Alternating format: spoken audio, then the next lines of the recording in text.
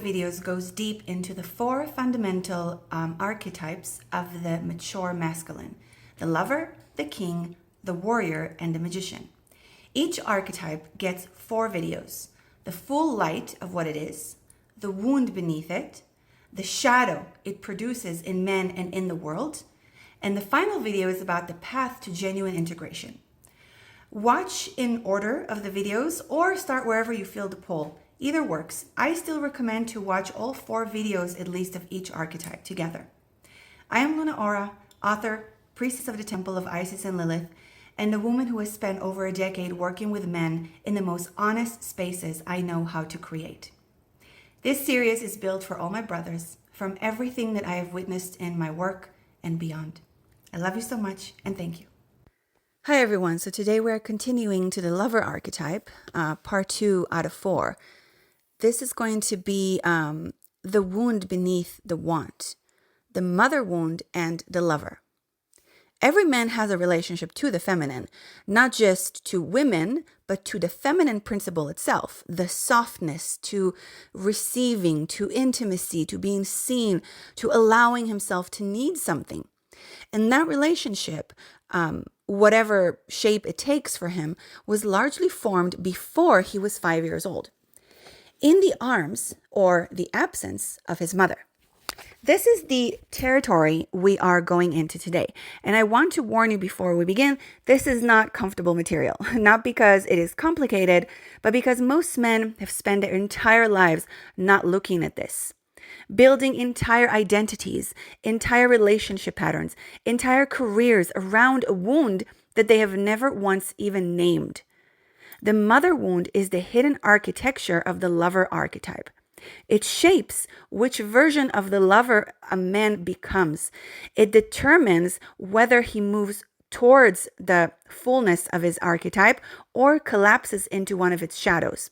And it runs really deep, so early, so invisibly, that most men mistake it for simply who they are. It is not who they are. It is what happened to them, and it can be faced. So, why the mother wound shapes the lover more than any other archetype? Let's talk about this. Of the 4 archetypes, king, warrior, magician, lover, right now we are doing the lover series. The lover is the one most directly shaped by the earliest experience of the feminine. And here's why. The lover is the archetype of feeling, of connection, of intimacy, of receiving. And a boy's first experience of all of these things happens in relationship to his mother or whoever stood in that role.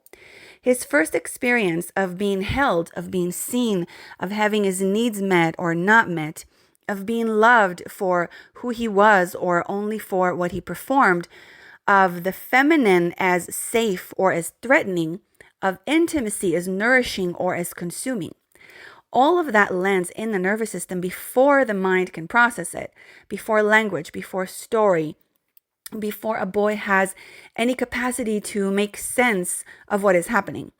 And it becomes the template for every relationship with the feminine that follows in his life. Every lover, every partner, every woman who matters, every encounter with the feminine principle in any form, in nature, in creativity, in spirituality, in his own feeling life. The lover archetype carries that template. And if that template was formed in wounding, in enmeshment, in abandonment, in emotional unavailability, in conditional love, the lover will express that wound until it's consciously faced and integrated. So as always, of course, we have to bring those wounds from the shadows into the conscious mind, into the light. The mother wound produces 2 opposite expressions in the lover, 2 directions of collapse. And I want to describe both of them in detail because most men recognize themselves somewhere in the spectrum, even if they have never had the language for it before. So the first wound is enmeshment. The first one happens when the boundary between mother and son was too thin, when the mother consciously or unconsciously made her son her emotional partner. I was actually married to a man like that. Her confidant, her source of validation when Oh, excuse me, guys. So when her happiness became his responsibility, and her pain became his fault, right? When his worth was measured by how well he took care of her feelings. This is a very unhealthy dynamic. This boy grows into a man who is addicted to the feminine, not in a simple way, not just sexually, though that is often part of it. He is addicted to feminine approval, to feminine validation, to the sense of being chosen, desired, needed by a woman as the primary proof that he exists and has value. He confuses conquest with connection. He needs the next woman before the current one has fully landed. He is generous, attentive, magnetic, and completely unable to truly receive love because receiving would mean stopping the performance, stopping the pursuit, sitting still in the reality of being loved rather than the intoxication of being wanted. He is the man with many women and no real intimacy.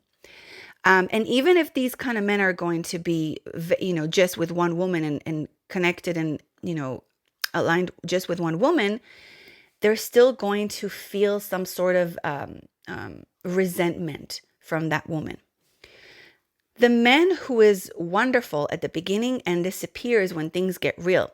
The man who mistakes intimacy for depth and novelty for aliveness. In his most extreme expression, and this is where we see figures like Jeffrey Epstein, this becomes a compulsion that loses its humanity entirely. Not because these men are simply evil, though the harm that they cause is real and absolutely evil, inexcusable, but because the wound has gone so deep and so long unaddressed, that other human beings have ceased to be people already for him and have become objects through which the man attempts to feel something that can never be filled from the outside anyway. The hunger that this man has is real. The wound is real. The addiction is the attempt to meet a genuine need through a method that can never satisfy it. So what this man is actually starving for is not more women. It is the experience of being truly seen, like deeply, fully, without performance by the feminine, which is one of the things that his addiction prevents him from ever receiving, ironically. Now, the second wound that we want to talk about is abandonment. The second one happens when the mother was emotionally unavailable or cold, rejecting, depressed, physically present, but somewhere else entirely, or literally absent through death or through leaving or addiction of her own. This boy grows into a man who has shut the lover down completely, entirely. He has learned early and painfully that opening to the feminine is not safe, that need leads to humiliation, that vulnerability to open to the feminine leads to abandonment, that desire to want the feminine leads to rejection. And so he has made himself not need. He presents as self-sufficient, competent, contained. He may be extraordinarily functional, successful career, managed life, everything in order, but there is a sadness at the center, a place where feeling used to live that has been carefully, thoroughly sealed. This is the impotent lover. The dreamer who never acts on his dreams because dreaming requires desire and desire requires opening. And opening is too dangerous, especially towards the feminine. The nice guy who is endlessly available and completely unreachable. The man who is technically present in his relationships but never truly arrives. The man who intellectualizes everything, who can talk about feelings in a beautiful, sophisticated language while remaining completely untouched by them. He is not cold because he does not feel. He is cold because he feels everything and has spent decades building the most sophisticated containment system inside of him possible around those feelings that he has. His wound is less visible than the addicted lovers. less dramatic, less obviously destructive.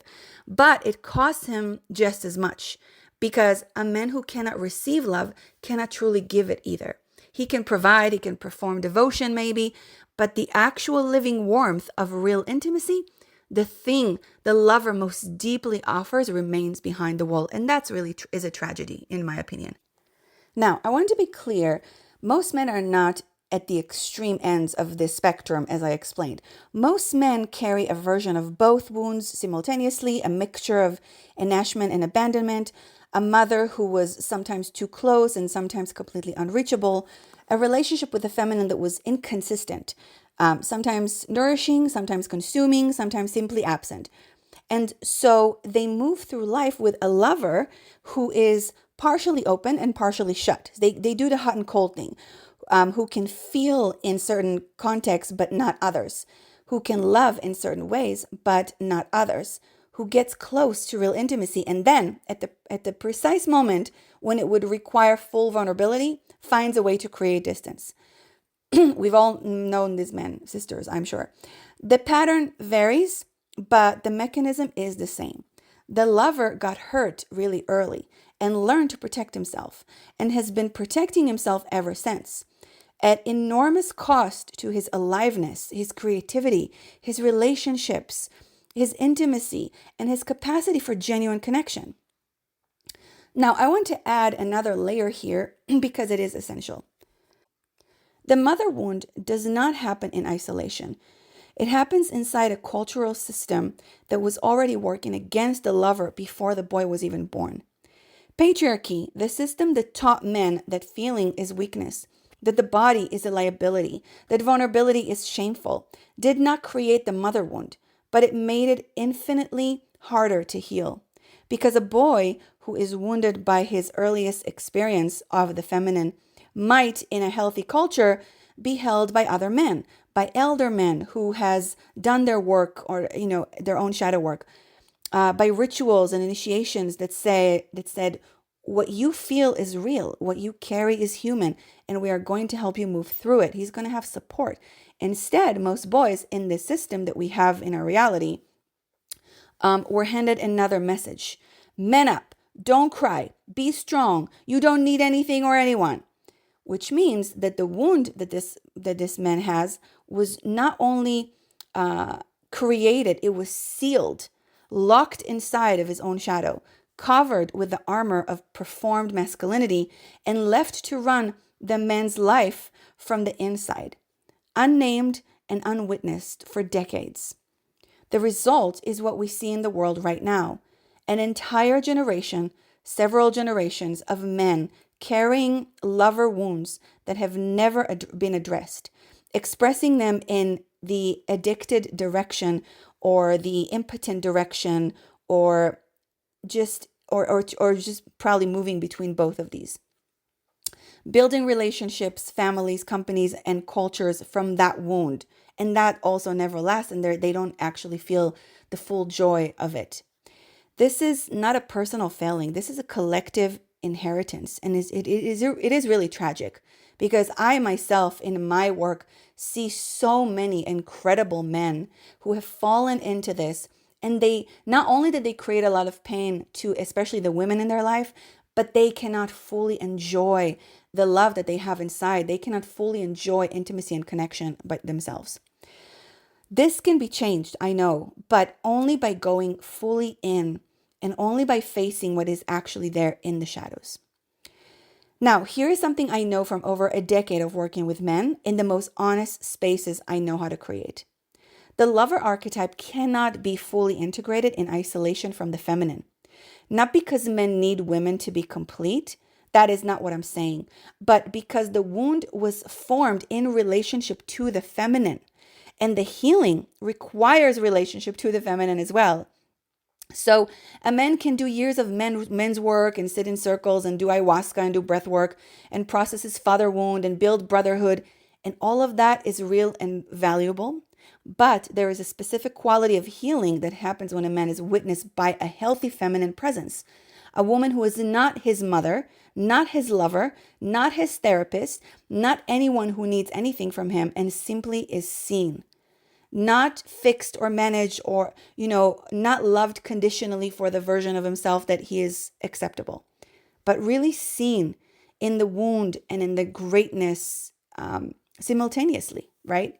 A woman that can see his light and his shadow and mirror that for him. So that experience, being held by the feminine without being consumed or abandoned, is often the specific thing that the lover has been waiting for his entire life without knowing how to ask for it. This is, for example, what I do in my priestess program and in my work with men in my Godmen program. And I'm sure that there are other women who do it, but you have to do it right. You have to really know how to work with the subconscious mind in order to mirror those specific shadows for the men, to help the men see them, because it is extremely scary, a lot more so for men to face their shadow than women. Women, we can do shadow work a lot better than men. Men need extra support, and they need just a woman to really know how to guide them through their shadows. Now, this is a template, and it can be changed, but you have to know how to work with it. So this gives the nervous system a new reference point. A lived experience of the feminine is something that can be fully met without armor, without performance, and survived. More than survived, transformed. This is what the feminine mirror does for the lover. This is why in the ancient traditions that I carry, for example, from the temple, the priestess was placed at the center of the masculine initiation, not despite the wound, but because of it. The initiation for the men is the feminine, period, for all men. The wound was formed in relationship. The healing happens in relationship. That's just the way it goes. The problem is most people, men and women both, by the way, because of they try to escape the wound, but actually they're escaping the exact place where the wound can actually be healed. So I want to end with this because I think men need to hear this. Integration is not a destination. It is not a moment when you arrive and everything is healed and the lover is fully online and you never struggle again. No, this is a process. It's a practice.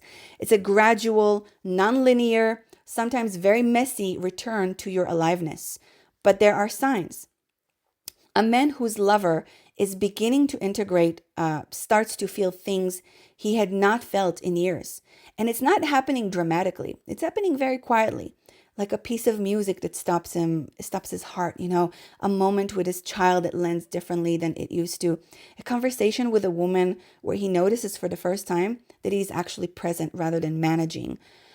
He starts to create again. He starts to open up again, or to care about things he had stopped caring about. The aliveness that had drained out of his work begins to return, not because the work has changed, but because he has. He starts to be able to receive, to let love in rather than just giving it or blocking it altogether. To allow himself to need without immediately converting the need into performance or withdrawal, which most of these men do. They just will find a way to run away. His relationship to beauty changes. He is more stopped by it, more grateful for it, more aware of the preciousness of things, which is the lover's understanding that everything is temporary, and that is exactly why it matters. And his relationship to the feminine changes, of course, in this process. He stops needing to conquer her or flee from her. He starts to be able to simply meet her with presence, with discernment, with the capacity to be moved without being swept away. That man, the man whose lover is coming online, is different in every room he enters. His children feel it. His partner feels it. The people he leads feel it. Not because he has become softer, but because he has become more real. And of course, this will affect his physical health, his sexuality, as well as finding his actual purpose. Now, in the next video in the series, as I said, every archetype gets 4 videos. So in the next video, we're going to go into the shadow in its full depth of this archetype, the addicted lover and the impotent lover, both personally and collectively. Because what we are seeing in the world right now, the pornography epidemic, the incel movement, the rise of figures like Andrew Tate, the collapse of genuine intimacy at scale, is the lover wound playing out at a civilization level. And naming it clearly is the first step towards something different. So we must talk about this. If this video opens something in you, please sit with it. You do not need to do anything with it immediately. The lover does not respond to force or urgency. He responds to presence. Again, he needs to connect with the feminine in a new, completely way, especially the feminine within himself. So just noticing what is happening there inside of you.